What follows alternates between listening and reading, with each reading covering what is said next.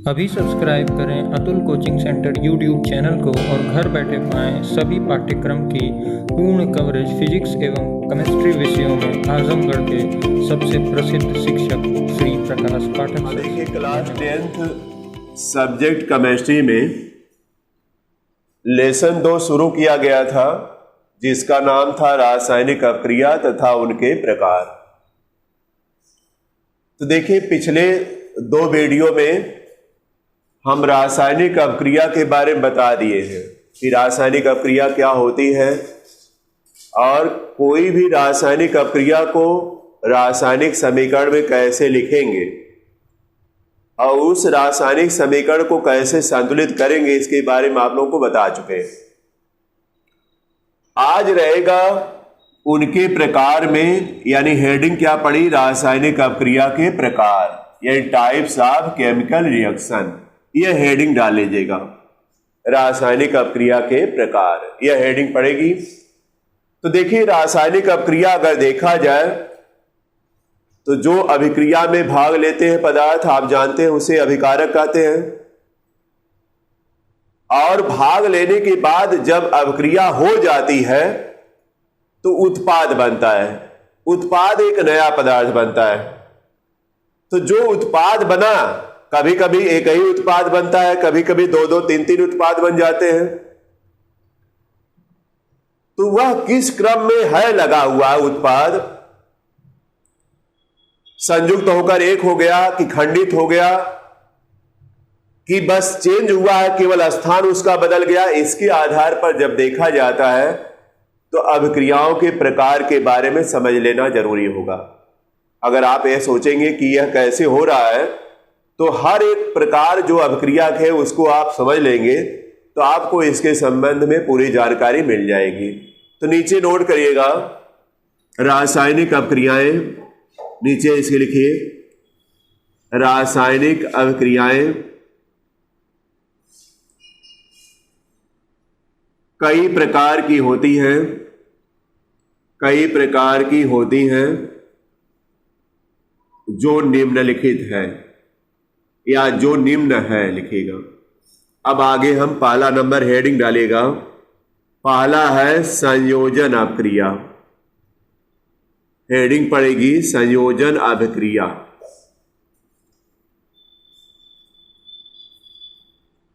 संयोजन अपक्रिया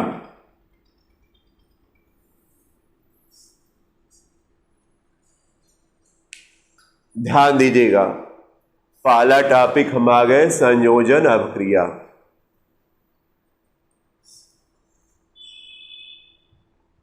हेडिंग पड़ गई होगी सबकी।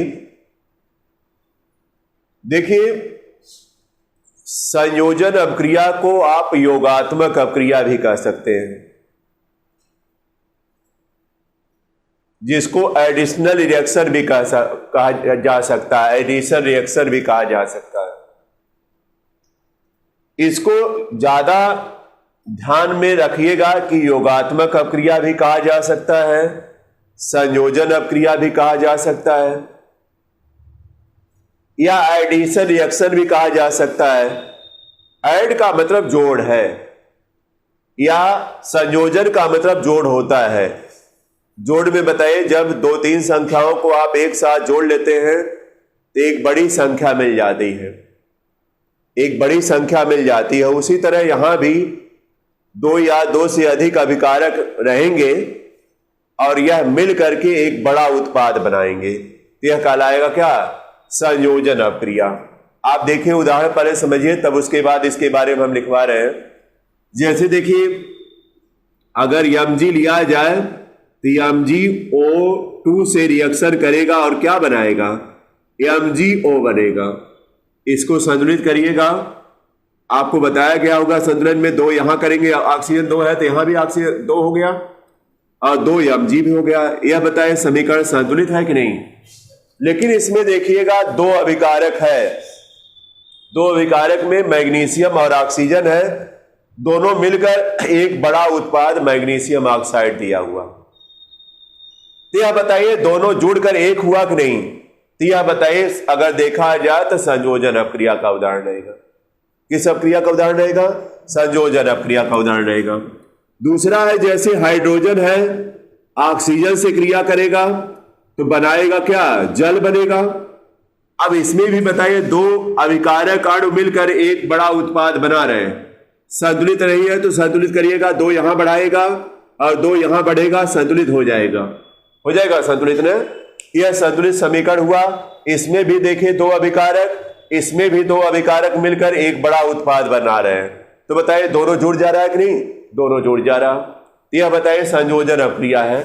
यदि संयोजन अपक्रिया ऐसी अपक्रिया है जिसमें दो या दो से अधिक अभिकारक मिलकर एक बड़ा क्या बनाएंगे? उत्पाद बनाएंगे। केवल एक ही बड़ा उत्पाद बनेगा।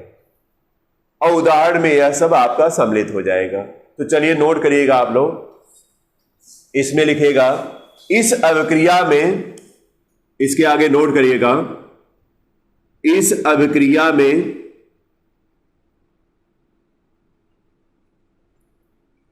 अभिकारक के दो या दो से अधिक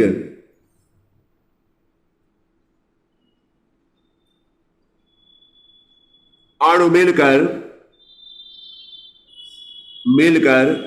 एक बड़ा उत्पाद देते हैं। बड़ा उत्पाद देते हैं, बस इतना लिखना है और एग्जाम्पल के तौर पर यह रिएक्शन लिख देना है। इस अपक्रिया में अभिकारक के दो या दो से अधिक अणु मिलकर एक बड़ा उत्पाद देते हैं। एग्जाम्पल में यह दोनों रिएक्शन नोट करिएगा। यह देखिए संतुलित रासायनिक समीकरण है।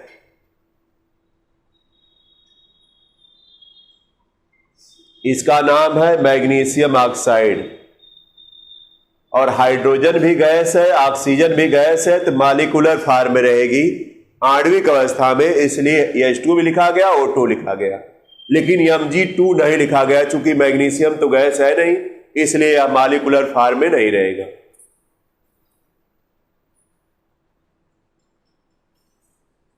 तो बताइए इस तरह एक्सरसाइज में आप देखेगा एनसीईआरटी बुक में, तो उसमें देता है कि निम्न अपक्रिया के प्रकार बताइए। रिएक्शन दे दिया, जैसे ही हम रिएक्शन दे दें और कहे कि यह बताइए कौन सी अपक्रिया है, या जो अपक्रियाओं के प्रकार पढ़े हैं आप कौन सी अपक्रिया के प्रकार में सम्मिलित होगा, तो आप तुरंत बता दीजिएगा क्या? संयोजन अपक्रिया में सम्मिलित होगा। बोलिए पहचान कर ले जाएंगे कि नहीं? पहचान कर लेना है सबको। जैसे हम लिखे इस तरह, अब अलग से लिख रहे हैं, ध्यान दीजिएगा। अगर CaO प्लस CO2 अगर लिखा जाए और यह बना ले CaCO3, क्या नाम इसका है? Calcium carbonate. कैल्शियम पर कितना चार्ज होता है? +2, और कार्बोनेट पर -2, तो बराबर है कि नहीं? तो कैंसिल आउट हो जाएगा। हमने बताया कैल्शियम कार्बोनेट बनेगा। यानी कैल्शियम ऑक्साइड और कार्बन डाइऑक्साइड मिलकर कैल्शियम कार्बोनेट बना रहा। यह बताइए संयोजन अपक्रिया का उदाहरण हो सकता है कि नहीं? हो सकता है ना? हो जाएगा, हो नहीं सकता बल्कि होगा। आप बताइएगा सर होगा, क्योंकि दो अभिकारक, कौन कौन अभिकारक दो है? कैल्शियम ऑक्साइड, इसी को आप कहते हैं कली चूना। ये कली चूना है और कार्बन डाइऑक्साइड से क्रिया करके कैल्शियम कार्बोनेट बनाया। यह भी उदाहरण इसमें रहेगा संयोजन अपक्रिया में। आप चाहेगा तो इसको भी नोट कर सकते हैं। यह देखिए कली चूना इसको बोला जाता है। कली चूना साधारण नाम है इसको, लेकिन इसका रासायनिक नाम बोलेंगे कैल्शियम ऑक्साइड, बता दे रहे हैं। और यह कार्बन डाइऑक्साइड है और इसका नाम है कैल्शियम कार्बोनेट। नाम जरूर लिखिए इसके सामने, नोट कर लीजिए। रिएक्शन में जितने रिएक्शन लिखे रहेंगे उतना आसानी आपके लिए रहेगी। और देखिए संतुलित है कि नहीं, संतुलित है कि नहीं समीकरण। कैल्शियम एक है, यहां भी कैल्शियम एक है। ऑक्सीजन एक यहां है, दो यहां है, 3 हुआ, यहां भी 3 है। कार्बन देखिए एक है, यहां भी कार्बन एक है। यह संतुलित समीकरण हो गया। नोट करिएगा सब लोग। और भी एग्जाम्पल हम बता रहे हैं।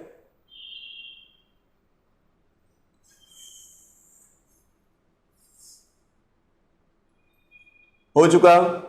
अब देखिए आप जो अगला हम एग्जाम्पल बताने जा रहे हैं वह बहुत ही इंपॉर्टेंट है, जान लीजिए। आप मार्केट से कली चूना लाते हैं, एक पाउडर के रूप में लाते हैं। अब दीपावली का मौसम आ रहा है या दीपावली आ रही है, तो आप देखिए चूना लाते होंगे घर की सफेदी करने के लिए। तो चूना जो आप लाते हैं खरीद कर मार्केट से, चाहे वह पाउडर में रहेगा चाहे टुकड़ों में रहेगा, वह कली चूना ही होता है जिसका फार्मूला है CaO। क्या है? CO। तो लाते हैं तो क्या करते हैं, किसी बर्तन में पानी रख करके उसमें भिगोते हैं। बोलिए भिगोते हैं कि नहीं? भिगोते हैं। तो बताइए थोड़ी देर बाद क्या रिएक्शन होता है, देखते होंगे उसमें उबाल आ जाता है, उबलने लगता है कि नीचे से आप खौला रहे हैं, और जबकि खौलाते नहीं है, यह स्वयं लगता है उबलने। और जब उबल जाएगा तो उबलने के बाद बताइए, या उबलता रहेगा तो बताइए हीट हो जाएगा? नहीं, हीट हो जाएगा, यानी उष्मा, पहले तो उष्मा ठंडा था उसी तरह, लेकिन जब वह उबलने लगेगा तो देखेगा हीट एनर्जी, यानी उसमें ऊर्जा जो है उत्सर्जित होगी चारों तरफ। और फिर जब वह पूरा उबल जाएगा एक तरीके से और थोड़ा ठंडा हो गया, तब वह रूप क्या हो जाएगा, उसको बोलते हैं बुझा हुआ चूना। क्या बोलते हैं? बुझा हुआ चूना, या चूने का पानी बोलेंगे। बुझा हुआ चूना या चूने का पानी बोलते हैं। तो आप कहेंगे सर, अब चूंकि हम लोग केमिस्ट्री पढ़ रहे हैं तो आप लोग कहेंगे सर इसमें रिएक्शन क्या होता है। तो आप जो मार्केट से खरीद कर चूना लाते हैं उसका फार्मूला हमने बता दिया, CaO होता है। इसको साधारण रूप से कली चूना कहते हैं, लेकिन याद रखिएगा इसका रासायनिक नाम कली चूना नहीं है। रासायनिक नाम पूछेगा तो कैल्शियम ऑक्साइड बताइएगा, ये बता देते हैं। साधारण तौर पर इसको कली चूना बोला जाता है या चूना बोल देते हैं। और आप लाते हैं तो इसको बताइए पानी के साथ भिगोते हैं। पानी का सूत्र बताइए H2O। यह जल है, जल बता दे रहे, इसको साधारण नाम जल है। अगर इसका रासायनिक नाम देखा जाए तो हाइड्रोजन ऑक्साइड है, बता दे रहे हैं, ये जरूर ध्यान रखिए। इसके बाद यह रिएक्शन जब करता है तो क्या बन जाता है, CaOH का ट्वाइस बनेगा। यानी क्या नाम रहेगा इसका, यह देखा जाए तो साधारण रूप से इसको कहते हैं बुझा चूना, लेकिन इसका रासायनिक नाम बता दें। रासायनिक नाम क्या रहेगा, लिख भी देते हैं, कैल्शियम हाइड्रोक्साइड। क्या रहेगा, हाइड्रोक्साइड नाम रहेगा, कैल्शियम हाइड्रोक्साइड रहेगा। अब प्लस इसके साथ आप देखते होंगे उष्मा बाहर निकलती है, तो प्लस उष्मा हमने लिख दिया। अब आप बताइए बैलेंस है कि नहीं, पहले देखिए कैल्शियम एक इधर है, कैल्शियम एक इधर है, ऑक्सीजन एक यहां है, एक यहां, दो हुआ, यहां भी देखिए ट्वाइस लगा, दो रहेगा ही। हाइड्रोजन भी दो है, यहां भी हाइड्रोजन दो है। बताइए संतुलित है कि नहीं? इसको आपको संतुलित नहीं करना है। यह रिएक्शन क्या है, संतुलित है। लेकिन बताइए संयोजन अपक्रिया के अंतर्गत आएगा कि नहीं? चूंकि दो अभिकारकों में कली चूना और जल मिलकर के एक बड़ा उत्पाद बुझा हुआ चूना बना रहे हैं। और ये अक्सर यही होता है जब आप बर्तन में भिगोते हैं चूने को, तो जो उबालता है, और आप पूछेंगे केमिस्ट्री में रिएक्शन क्या होता है, तो यही रिएक्शन होता है। यह इंपॉर्टेंट टॉपिक रहेगा। कभी कभी क्वेश्चन आता है कि क्या होता है जब कली चूने को पानी में भिगो दिया जाता है, तो कहा जाता है केवल रासायनिक समीकरण लिखिए। तो आपको यही समीकरण लिख देना चाहिए, सही हो जाएगा। तो यह बताइए संयोजन अपक्रिया के अंतर्गत आएगा कि नहीं, इसको भी नोट कर लीजिएगा सब लोग, लेकिन इस रिएक्शन को ध्यान में रखिए, नोट कर लीजिए। तो हम देखिए पहला संयोजन अपक्रिया बताए, जिसमें हमने कहा कि दो या दो से अधिक अभिकारक मिलकर एक बड़ा उत्पाद बनाएगा। बताइए यहां पर छोटे अभिकारक है और यह बड़ा उत्पाद बन रहा। उत्पाद का मतलब है कि जो रासायनिक अपक्रिया के बाद नया पदार्थ बनेगा वही क्या कहलाएगा, उत्पाद कहलाएगा। नोट कर लीजिए सब लोग। तो अगर आ गया संयोजन अपक्रिया से आप क्या समझते हैं, तो इसका जवाब आपके पास रहेगा। और इसी तरह एग्जाम्पल देकर लिखिएगा। एग्जाम्पल देना जरूरी होगा, बता दे रहे हैं। ये नहीं कि बस 2 लाइन लिख दिए और एग्जाम्पल एक भी नहीं लिखे। आप कहते हैं कि सर एग्जाम्पल तो नहीं पूछा था, केवल लिखा था संयोजन अपक्रिया किसे कहते हैं, लेकिन हम बता दे रहे हैं एग्जाम्पल देना जरूरी होगा। क्योंकि कोई भी अगर परिभाषा है तो अगर उसमें एग्जाम्पल अगर आप लगा देते हैं उसके साथ तो वह परिभाषा पूरा सटीक बैठ जाती है या सटीक मानी जाती है। अगर नहीं आ रहा है तो बातें अलग है, तब तो उतने लिखेंगे। लेकिन इतना एग्जाम्पल हमने बताया, 2-1 तो याद रहेगा, कम से कम 2 ठो एग्जाम्पल दे दीजिएगा, इतना मत दीजिएगा जितना हमने दिया। ये तो आपको समझाने के लिए हमने दिया है तमाम एग्जाम्पल। तो चलिए आगे फिर इसको मिटाते हैं। अब देखिए पहली अपक्रिया तो हम बता दिए संयोजन अपक्रिया। दूसरी अपक्रिया हम बताने जा रहे हैं जिसको अपघटन या वियोजन के नाम से आप जानेंगे। दूसरी अपक्रिया क्या है? अपघटन। अपघटन इसी को कहते हैं, वियोजन भी कहते हैं, ब्रैकेट में हम लिख देते हैं वियोजन अपक्रिया। इसके बारे में चलेंगे।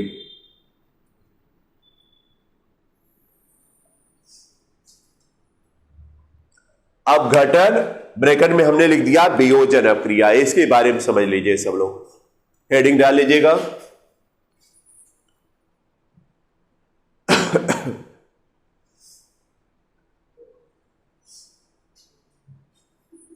हो गया।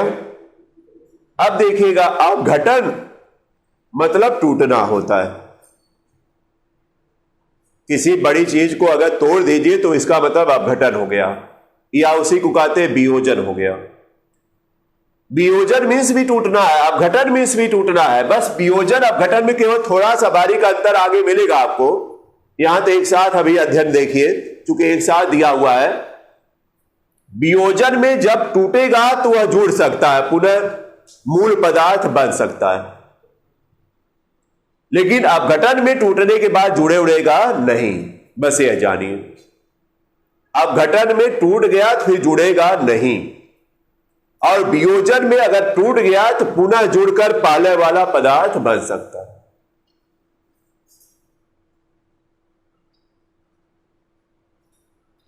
बोलिए, हमने कहा कि अपघटन में टूटकर पुनः जुड़ेगा नहीं, लेकिन वियोजन में टूटकर पुनः जोड़ सकता है। इसको ध्यान रखिएगा। एग्जाम्पल देखिए, पहले समझिए।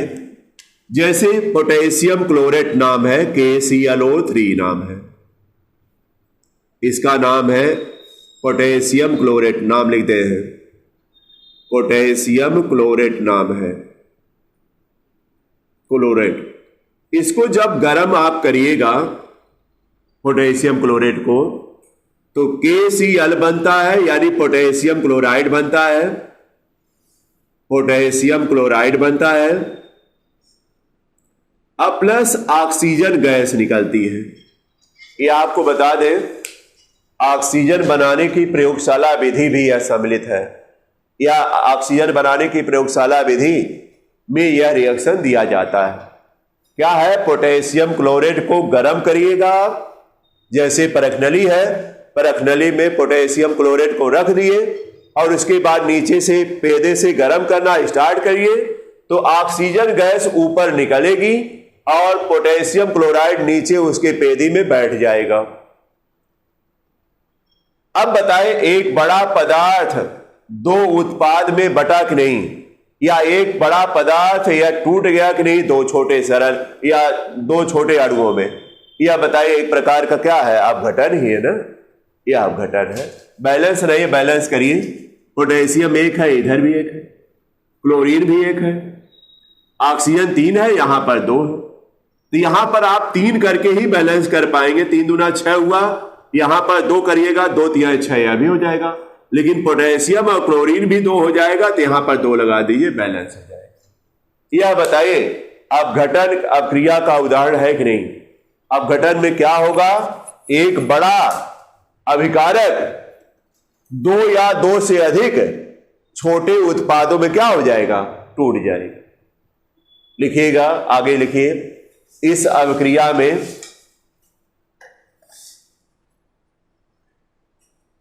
इस अभिक्रिया में एक बड़ा अभिकारक का अणु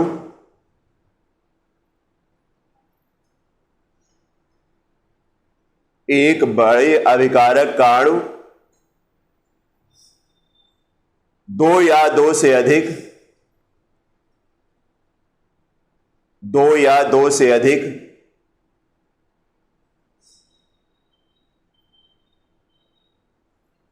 सरल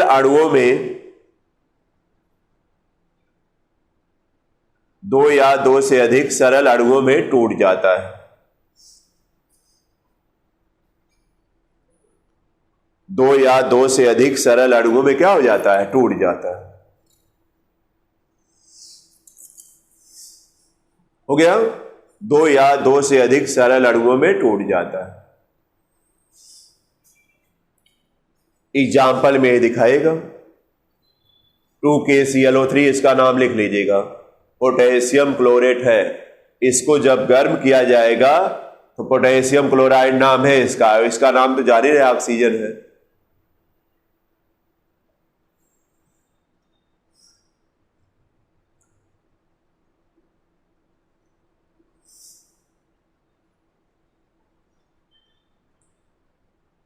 इसी तरह देखिए दूसरा एग्जाम्पल रहेगा MgCO3, इसको जब गर्म करिएगा तो यह MgO में बटेगा और प्लस कार्बन डाइऑक्साइड गैस निकलेगी। KClO3 में देखिए एक पोटेशियम K प्लस है और ClO3, यह ClO3-1 होता है। इसको बोलते हैं क्लोरेट। क्या बोलते हैं? क्लोरेट। नोट कर लीजिएगा, क्लोरेट का -1 होता है। अब पोटेशियम का +1 हुआ तो बताइए दोनों बराबर है कि नहीं? तो यह KClO3 बन जाएगा। आप क्लोरेट को ध्यान रखिए, तो कहीं भी क्लोरेट लगेगा तो आप -1 के साथ लगाइएगा। अगर हम पोटेशियम क्लोरेट बोले तो KClO3 सीधा हो गया। अगर मैग्नीशियम क्लोरेट रहेगा तब मैग्नीशियम क्लोरेट का फार्मूला पूछेगा तो Mg पर +2 होगा और ClO3 पर क्या होगा? -1। बताइए अदला बदली होगी ना, तो क्या बनेगा? Mg के पास 1 आएगा तो 1 तो छिपा रहता है और ClO3 यानी इनके पास क्या जाएगा? 2 जाएगा ट्वाइस। इस तरह यहां 1 तो छिपा रहेगा तो हो जाएगा MgClO3 का ट्वाइस हो जाएगा। इसको ध्यान रखिएगा। अब आ जाएगा ना? तो चलिए देखते हैं। यहां पर हमने कहा मैग्नीशियम कार्बोनेट है, इसको गर्म करिएगा तो मैग्नीशियम ऑक्साइड बनेगा, कार्बन डाइऑक्साइड बनेगी। बताइए एक बड़ा अभिकारक 2 सरल अणुओं में टूट गया कि नहीं? 2 सरल अणुओं में टूट गया। यह भी देखिए, अगर देखा जाए तो अभिकटन अभिक्रिया का उदाहरण रहेगा, तो यह भी नोट कर लीजिएगा। यानी इस तरह जो भी मिलेगा आप 2 की पहचान तो आप कर ही पाएंगे। कौन कौन? एक जो है संयोजन अभिक्रिया या योगात्मक अभिक्रिया, जिसमें 2 अभिकारक या 2 से अधिक अभिकारक मिलकर एक बड़ा उत्पाद बनाएगा, और उसके विपरीत अपघटन अभिक्रिया है जिसमें एक बड़ा अभिकारक जो है 2 सरल अणुओं या 2 से अधिक सरल अणुओं में टूट जाए। तो बोलिए आपको इसके बारे में जानकारी भी हो गई, एग्जाम्पल भी मिल गया। अगर कहीं पर दिया हुआ है कोई रिएक्शन तो आप पहचान भी कर ले जाएंगे कि यह कौन सी अभिक्रिया का उदाहरण रहेगा। जैसे हम बता रहे हैं कार्बन है कोक जिसको बोलते हैं, अगर ऑक्सीजन में इसको जलाएंगे तो कार्बन डाइऑक्साइड बनेगी। बताइए यह किस अभिक्रिया का उदाहरण रहेगा? बोलिए अभी 2 अभिक्रियाओं के बारे में पढ़े हैं, तो कौन सी है? पहली है कि दूसरी है? पहली वाली है। कौन? संयोजन अभिक्रिया, जिसमें 2 अभिकारक मिलकर एक बड़ा उत्पाद बनाएगा। बोलिए फिर दूसरा हम लिखते हैं, ध्यान दीजिएगा कोई जरूरी नहीं कि इन्हीं उदाहरणों में मिलेगा, अलग से भी मिल सकता है। जैसे लिख दे हम दूसरा एग्जाम्पल, यह लिख दे Mg प्लस Cl2 लिख दे, और बनेगा क्या बताइए? MgCl2 यही बनेगा। बैलेंस है। यह बताइए किस अभिक्रिया का उदाहरण रहेगा? यह भी संयोजन रहेगा ना, जिसमें 2 अभिकारक मिलकर एक बड़ा उत्पाद बना। अगर हम उल्टा चले, जैसे H2O2 और इक्वल जब इसका अपघटन किया जाएगा तो H2O प्लस O2 बनेगा। बताइए यह कौन सी अपक्रिया का उदाहरण अपघटन है, जिसमें हाइड्रोजन पर ऑक्साइड इसका नाम है। हाइड्रोजन पर ऑक्साइड जल और ऑक्सीजन के अणुओं में टूट गया। अब तो आ जाएगा सबको, बोले कोई दिक्कत। दिन दो अपक्रियाओं के प्रकार बताएंगे, 2 दिन समय लगे आगे, और आपको सब आता जाएगा समझ में। लेकिन आप लोग एनसीईआरटी का जो क्वेश्चन है बुक में दिया हुआ है उसको आप लोग समझते चलिएगा, पढ़ते भी चलिएगा। लास्ट में कोई दिक्कत आती है तो उसको पूछ भी सकते हैं, बता दिया जाएगा। कोई दिक्कत नहीं ना किसी को? इसमें कोई दिक्कत है क्या? ये हाइड्रोजन पर ऑक्साइड है और यह जल बनता है। जल का सूत्र देखिएगा, यह H2O है। कौन सा? हाँ, यह बताया जाएगा। अभी तो आप अपक्रिया के प्रकार स्टार्ट किए हैं, आपको एक हेडिंग मिलेगी, यहां तो नहीं मिलेगी, अभी आगे तक आपको पढ़ना है ना। हाइड्रोजन परऑक्साइड आगे मिलेगा आपको, लेकिन आप जानिए कि हाइड्रोजन परऑक्साइड जल से ही बना है और यह टूटेगा तो जल और ऑक्सीजन में ही टूटेगा। अभी आपको ऑक्सीकरण, अपचयन अपक्रिया बतानी, तमाम अपक्रियाएं बताए जाएंगे, तब यह क्लियर हो जाएंगे। आप जो जानकारी अगर कुछ अधूरी लग रही है तो अभी पूर्ण हो जाएगी, लेकिन धीरे धीरे अभ्यास अभी करिए आप लोग, तब होगा। MgO जैसे देखिए, कोई कैसे बना है और कोई कैसे टूटा है। जैसे MgCO3 कैसे बना है, इस पर पाले जाइए ना। तो MgO प्लस CO2 बताए भी है, बताइए जिससे वह बना है तो टूटेगा तो उसी में टूट जाएगा। क्यों? जिससे वह बना उसी में टूटेगा। अब यह जानकारी होना चाहिए कैसे यह बना है, तब आ जाएगा कैसे टूट रहा है। अब तो समझ में आ गया ना? तो दोनों ध्यान रखिएगा। बस आज इतना ही रहने देते हैं, फिर अगले दिन जो है फिर 2 बताएंगे टाइप्स और उसके रिएक्शन बताएंगे, आपको समझ में आएगा।